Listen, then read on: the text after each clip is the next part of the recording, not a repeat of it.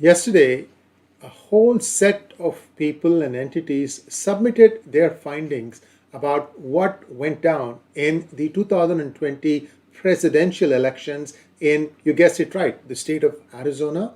And in particular, a lot of submissions were done about what they found with the ballots that were submitted as part of Maricopa County. Yes, that county which has extensive mention in my book, Who Painted My State Purple. By the way, if you want to buy this book, just go to my website, 𝗥𝗲𝗲𝗲𝗲𝗲𝗲𝗲. It's right there on the front page. You can click on it, order it, and I'll be happy to ship it to you if you happen to be living in the United States. So, what are the findings? Now, there are a whole bunch of things. I'm going to give you a link to the landing page of this website where you can go in and click on the different videos to get your impressions on what went down. But what is coming out is really scary. And I'm going to just touch upon some of the salient points. Here we go. First of all, there were 61 group of ballots, and each group had about 200 votes. So 60 times 200 is 12,000, right? Okay. So out of which 90% of the 61 groups were electing one candidate. 90%. Let's say in 200 votes, 180 votes were cast in favor of one candidate. And now, then you can say, okay, maybe there is an overwhelmingly red area or overwhelmingly blue. But this is where things get interesting. You would expect in a random distribution that it will be like 30-30 or 35-26 or something like that. But you know what? 58 of those 61 ballot clusters went in favor of one candidate. That tells you that there are some things that are not easy to understand in what played down in the 2020 elections. Remember that this was a key state that Biden had to win, and that's perhaps one of the key reasons why he won the presidency. There are 6 states that held the key to his election. Arizona was one of them, and so was Pennsylvania. And I'm going to come to Pennsylvania in just one second. Okay, after that, about 25,000 ballots were created not from the standard PDF that was supplied. Remember that this is COVID time, 2020. A lot of mail-in ballots was encouraged. Now, what this report is saying is that of these 25,000 ballots did not seem to match the PDF word to word. Now, there are different types of PDFs.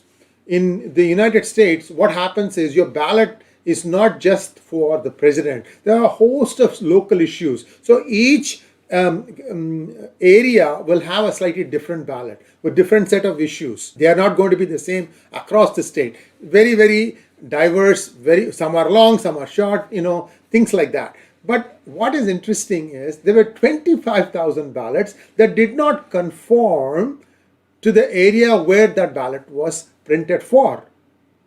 How did that happen? So that throws open the question, was there somebody else who was trying to print it? And clearly that person did not have the latest version of the PDF which somebody could get their hands on.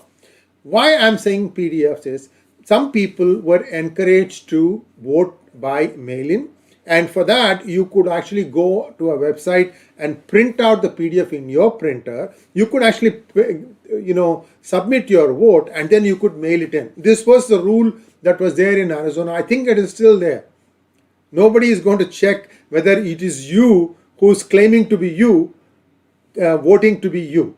So you get the point. That is one of the weaknesses of the American voting system, and that again I have touched upon in my book. Now, in these 25,000, there were several with degraded quality. That means the PDF looked like, it had been copy of a copy of a copy of a copy, if you will. Now, what happens is every ballot has a serial number, unique serial number. Now, this report claims that these 25,000, many of those, the serial number was so garbled that you could not pick it up. So then that brings us to the question, how did the software determine that this was a valid legal vote? We don't know. So that is another question that is unanswered. 17,000 images, that is of the ballots. The person who was submitting the report did not get his hands on the actual ballot, he only got images. He said that 17,000 of them had a degraded quality. And again, in these, it was very difficult to pick up the serial number of the ballot. Because that, you remember I told you that's a unique ballot serial number that runs. That was not there. Another interesting thing, in a different state, Pennsylvania, in 𝗥𝗲𝗲𝗲𝗲𝗲𝗲𝗲 County, there were multiple times the same ballot that was submitted. So clearly somebody was up to mischief.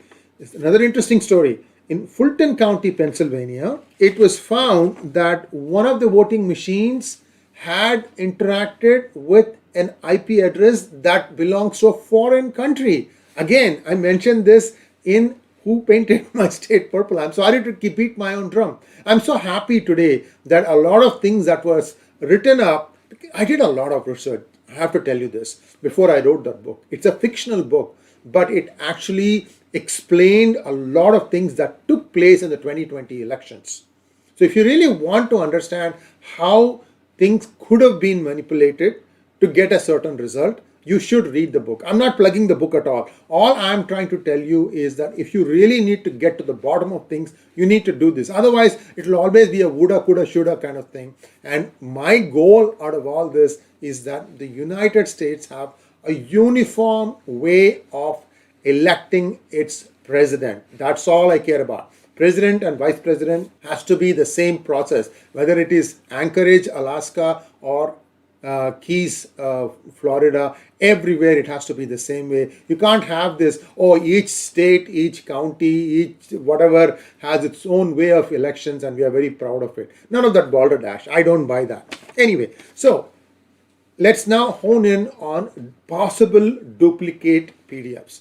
You know, in a printer, especially in a color printer, there is a code that is embedded. Every printer that is manufactured is mandated in the United States to have this code. It's called CPS, Counterfeit Protection System Code. What this is a series of yellow dots and they are binary coded, and somebody who understands the code can easily pick it. What it says is it is a machine serial number and the date and time at which the ballot was printed. So once you decode that, then you know if multiple copies of the same ballot were printed using a Xerox machine.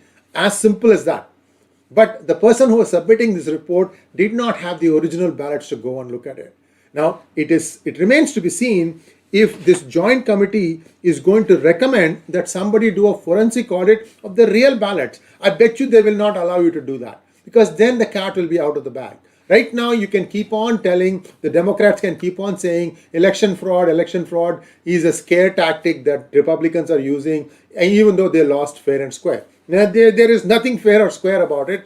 There's also more coming. This is just one small part of the video that I analyzed. One of the VHS members handed me the link, and I'm very thankful to him for giving this link. There's so much information these days, guys. It is difficult to go through each and every one. So I'm very thankful that somebody pointed me in the right direction. And when I saw the testimony, I said, okay, a lot of things that I predicted 20 months ago are now coming true.